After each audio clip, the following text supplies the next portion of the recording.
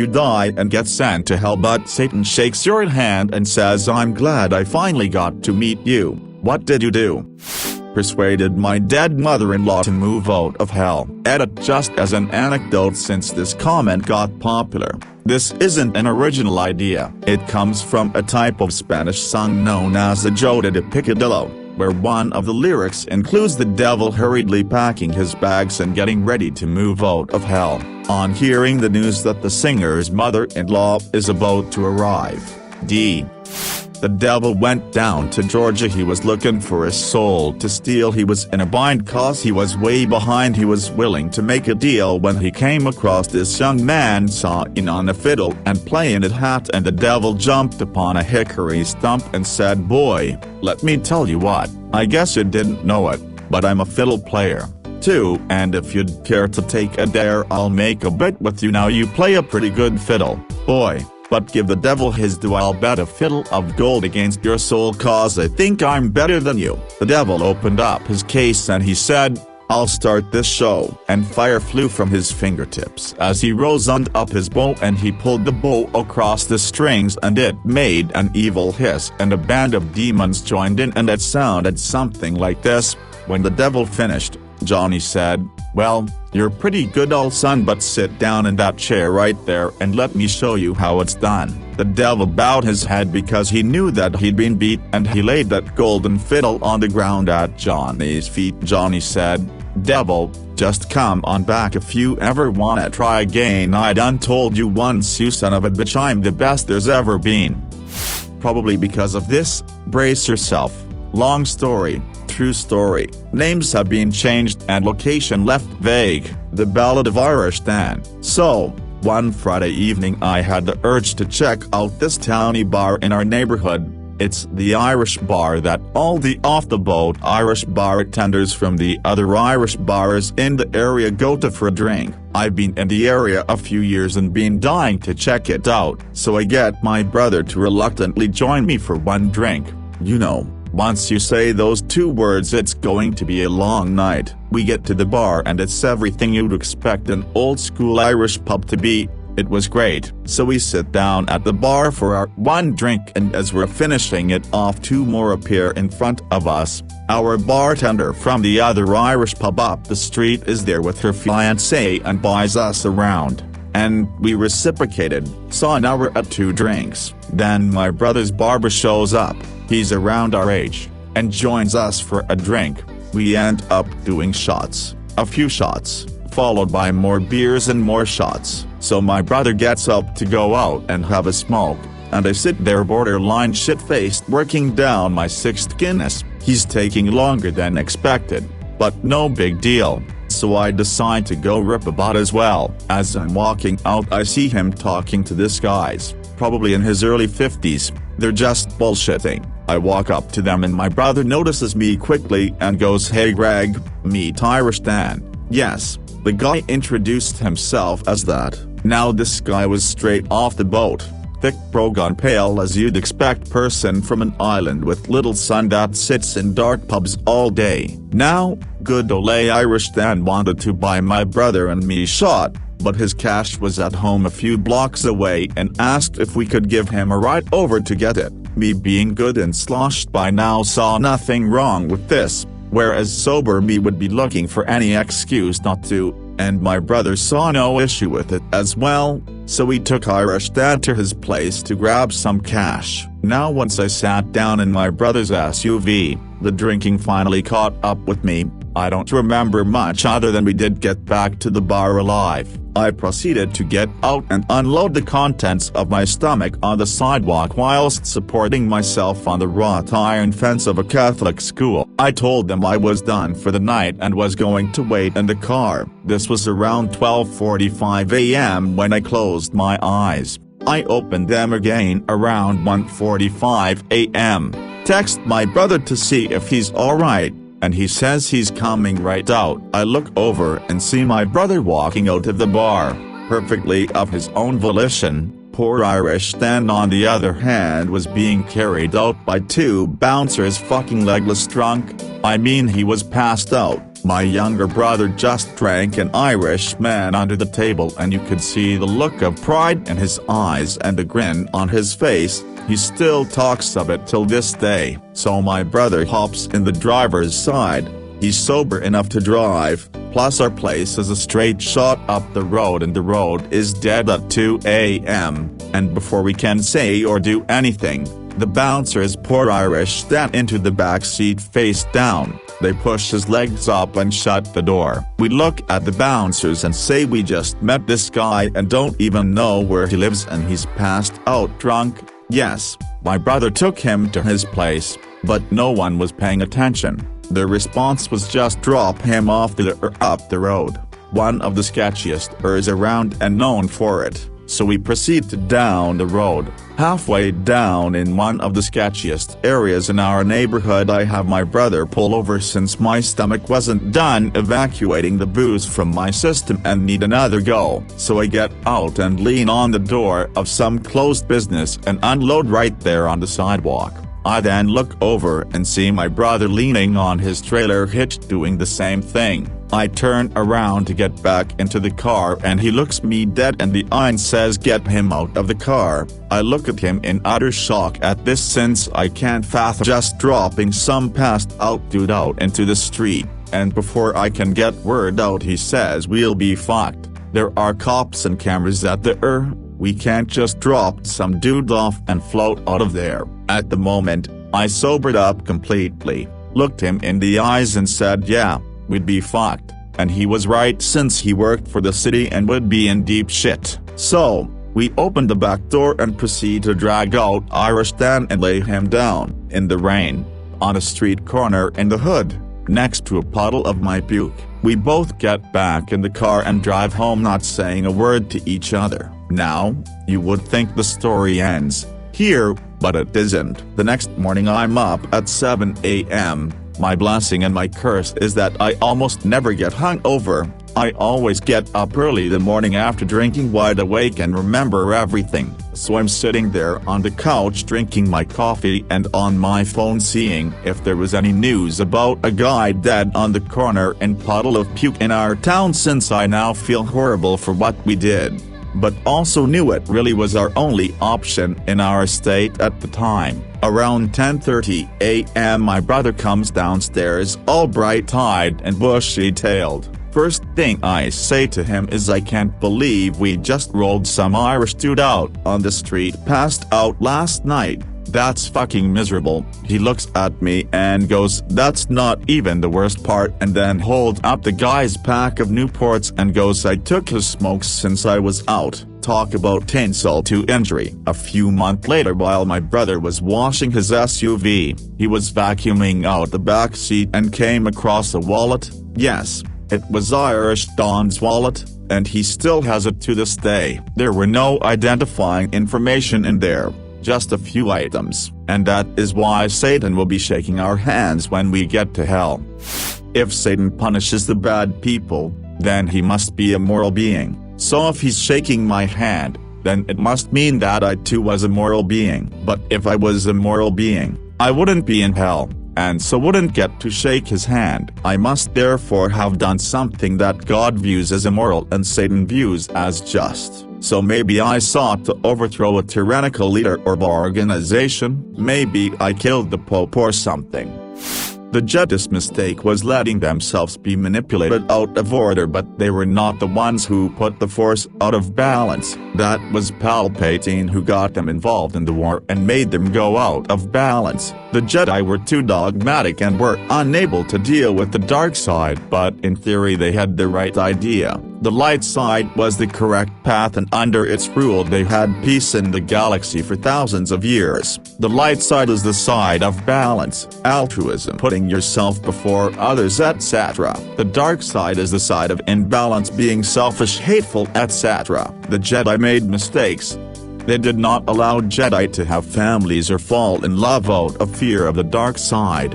They became a political force instead of staying impartial mediators, and they failed to help in when it counted. But overall they were the victims who were manipulated by Palpatine, not the source evil or imbalance. The Jedi core mistake was rejecting their emotions rather than accepting and mastering them. If the Jedi had been in a peacetime and had been run by Qui-Gon Jinn, Obi-Wan and Yoda, they could have fixed all of their issues internally. Gave the 10% plus of my money directly to people I thought needed help instead of handing it to church so they could take their cut and buy TVs and sound, light equipment. Realized that the church that I grew up in is nothing more than a tax-exempt entertainment company with some morality theater thrown in for good measure. I helped people and was good to people and argued and fought for equality without God moving forward. I realized that if God existed, He's not in the people who say He's with them. I made my little corner of the world better out of spite for the lies I grew up believing. Nice to meet you, Satan. I'm ready for my Tabasco enema. This is going to be off topic, but it makes me think of a great joke I heard recently and I haven't had the chance to plug it anywhere since. So there's this corrupt politician that dies after living a life full of morally questionable and outright illegal and despicable action and decisions, violating human rights and basic morals on a daily basis, human trafficking, exploiting child labor, you name it. He did it without even thinking twice. So he dies and suddenly finds himself in front of some kind of vacation resort. The temperature is perfect. There is a warmth on his face like the morning sun. As he stands there taking in the beauty of the moment, he hears a soothing voice, "Sir, would you care for our welcoming drink?" As he turns around, he notices a demon-like creature has flown up to him holding a small tablet with a single cocktail glass sitting on it. He slowly reaches for the glass and takes a careful sip. Whiskey sour, his favorite drink, and the best one he had ever tasted. What the fuck is going on, he thinks, as the demon fairy explains how happy they are to welcome him to their resort. Take your time to arrive. Have a look around. If you need anything, just turn around and me or another imp will be there to help you with whatever you might want. Our resort leader is sorry that he cannot be here to personally welcome you, but he will catch up to you as soon as possible and show you to your room. The politician had been looking for anything suspicious, but everything looked and felt like literal paradise. When the voice stopped, he turned around again, but the fairy had already disappeared, so he stepped into the main building. He was met with a typical tropical hotel lobby, just without the lugag. Everywhere little imps in little uniforms were rushing around, pushing carts full of the most delicious-looking food into elevators, holding open doors for people, sweeping the already very clean-looking floors, and in one corner some were setting up instruments on a stage. Flabbergasted, he walked through towards the back doors, taking in all the extravagant decorations of fresh flowers, the little pastry pyramids, baskets full of the freshest fruits. When he approached the opening to the back, he started to see the most beautiful beach he had ever seen, with white sand and emerald water. A few people were surfing huge waves, while children were playing in the water that was flat like a mirror just beside. People were having a small party on the beach, with a bonfire and someone playing a guitar. Everyone looked so happy and relaxed. He wanted to join them, but it felt so odd, and he couldn't shake the feeling that everything is just an illusion to catch him off guard. So he kept his suspicions despite having this really strong, warm and pleasant feeling since he had arrived. He strolled around a few hours, through wonderful gardens, arcades, fancy restaurants, casual dive bars. He experienced deserted beaches as well as completely filled sport arenas. Whenever he felt thirsty, there was an imp nearby with a drink that somehow matched what he was longing for. Little snack baskets seemed to appear along his way before he even knew he wanted to eat anything. Yet he noticed that he didn't get full despite having indulged himself with more food than he would usually eat in a whole week. and then he suddenly saw something that did not fit the previous experiences. There was a hole in the ground with charred edges. A red gloom rose from it to be seen from far. When he came close, he began to hear horrible screams and painful laughter. It was almost unbearable, and he wanted to turn around multiple times, but he just couldn't help himself. He had to see it. On the last meters, the painful sounds mixed with the torturing stench that words could not describe, and when he finally took a look over the edge, he fell back and had to run away. Words cannot describe the atrocities that were happening there, and in fear he stumbled away. His stomach was turning, and the fears he had all along were confirmed. When he got away from the scenes of horror, he started to feel the warm and pleasant feeling again.